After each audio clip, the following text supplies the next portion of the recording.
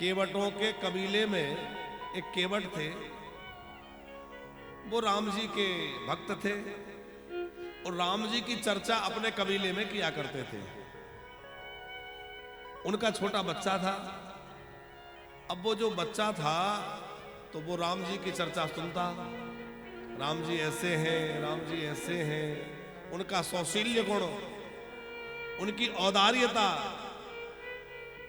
उनके दिव्य चरित्रों को जब वो सुनता तो उस बालक के मन में राम जी से मिलने की चाह जाग गई। वो अपने पिताजी से कहता कि एक बार हमें भी अयोध्या ले चलो, राम जी का दर्शन कराओ। पिताजी समझाते, बेटा अभी तो वो बहुत छोटे छोटे हैं, महलों में है, माताओं के नजदीक है। थोड़े दिन बाद बालक ने कहा अब दिखाओ, अब दर्शन कराओ। अब वो थोड़े बड़े हो गए, अब वो थोड़ा खेलते होंगे, लेकिन अभी भी वो बाहर हम लोगों को सहज मिल जाए संभव नहीं है। हम लोग बड़े साधारण लोग हैं, वो राजा महाराजा हैं। ऐसे करते करते समय बीता और पता चला कि राम जी गुरु जी के यहां पढ़ने गए हैं। अब वो बालक के मन की उत्कंठा, उसके मिलन की लालसा इतनी अधिक तीव्र हो गई कि उसको लगे कि कैसे मिले, एक बार दर्शन करा दो। पिताजी ने कहा चलो।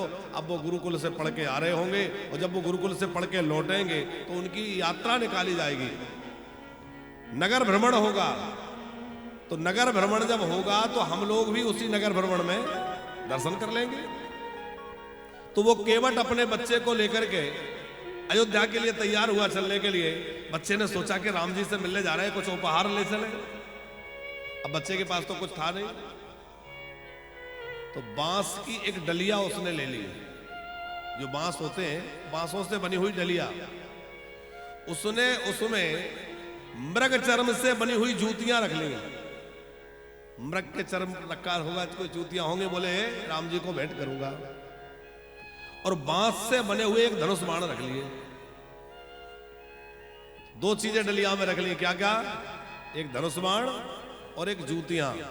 और दोनों रख करके और मस्तक पर रख करके अपने पिताजी के पीछे पीछे पीछे चलने लगे। अब जब वो पिताजी के पीछे पीछे चल रहे थे, अयोध्या आ गए, तो पंकज जी राम जी की यात्रा निकल रही थी। बड़ा अद्भुत दृश्य था।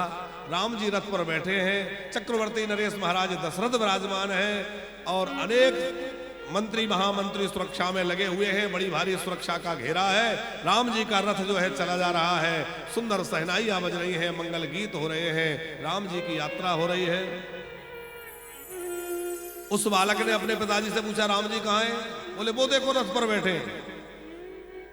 और जैसे ही उस बालक की दृष्टि राम जी पर पड़ी, उसको अपना होश नहीं रहा।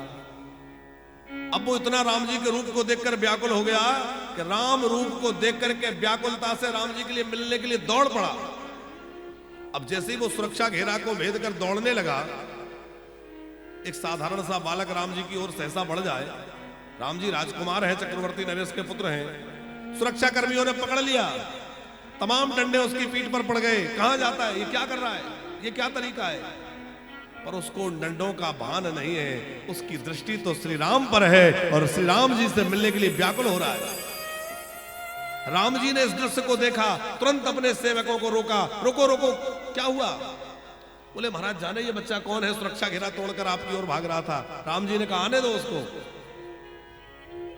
प्रभु श्री राम रथ से नीचे उतर आए और राम जी रथ से नीचे उतरे तो उनके बड़े भैया, उनके भैया राम जी के भैया लक्ष्मण जी भी नीचे उतर आए। बड़े भैया नीचे गए तो लक्ष्मण जी भी नीचे आ गए। चक्रवर्ती नरेश भी नीचे उतर आए। भाई क्या हो गया, कौन आ गया? चारों लाल जी आ गए। दूसरे रथ पर गुरु जी थे, वो भी उतर आए। अब वो बालक जो है पहुंचा तो उसकी आंखों से आंसुओं की धारा बह रही है। उसके मस्तक पर वो डलिया है। राम जी ने जब उसके रूप को देखा, राम जी मुग्ध हो गए, क्योंकि राम जी तो केवल ऐसे प्रेमियों को ही तो ढूंढते हैं। राम जी का हृदय गदगद हो गया और राम जी ने तुरंत उस बालक को हृदय से लगा लिया। राम जी ने उस बालक को हृदय से लगाया। ये देख करके लोग स्तब्ध रह गए कि कहां चक्रवर्ती नरेश महाराज दशरथ के पुत्र राजकुमार राम और कहां एक साधारण भील का बेटा। अब देखिए, राम जी बड़ा सुंदर धनुष धारण किए हुए थे, वो तो उतार के उन्होंने रथ में रख दिया, और जो बालक लेके आया है बड़े प्रेम से भेंट कर रहा है, उस धनुष को राम जी बड़े प्रेम से देख रहे हैं और उसको हृदय से लगा के रख लिया। जो जूतियां राम जी पहने हुए थे वो जड़ाऊ जूतियां, वो तो उतार दी, और जो बालक लाया है वो साधारण मृगचर्म से बनी हुई जूतियां राम जी ने धारण कर ली। वो बालक राम जी के इस प्रेम को देख करके गदगद हो गया, उसके हृदय का प्रेम आंखों से पानी बनकर झलक रहा है, और सारे लोग इस दृश्य को देखकर भावुक हो उठे। महाराज दशरथ के भी आंखों से प्रेम झलझला उठा। वाह राम, क्या तुम्हारा स्वभाव है। और उसी समय दशरथ जी ने उस बालक से पता पूछा, परिचय पूछा, बेटा तुम कौन हो। उसने अपने पिता को बुला के अपना परिचय दिया। मैं निषादों के कबीले में रहने वाला एक सामान्य सा निषाद हूं। उसके पिता ने परिचय दिया। दशरथ जी ने कहा, जहां तुम रहते हो उस क्षेत्र का मैं तुम्हें राजा बनाता हूं। तभी से उस बालक के पिता निषाद राज बन गए। दशरथ जी ने बनाया था उनको, और निषाद राज जब वो बने तो फिर पिताजी के बाद उनका जो पुत्र राम जी का सखा है, वही राम जी से मित्रता हो गई थी। राम जी ने हृदय से लगा के उसको मित्र कहा था। उसका नाम है गोह। मित्र गोह, तुम मेरे सखा हो। और ऐसा सखा बना लिया कि राम जी हृदय से लगाते हैं उसको, बड़ा प्रेम बरसाते हैं।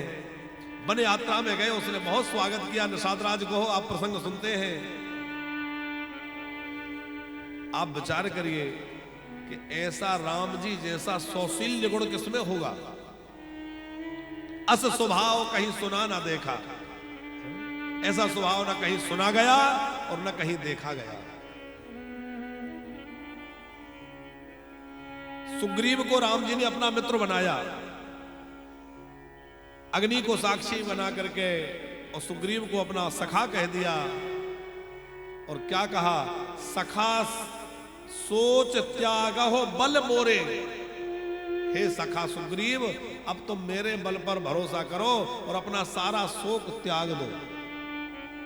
सब विधि घटब काज में तोरे। उस समय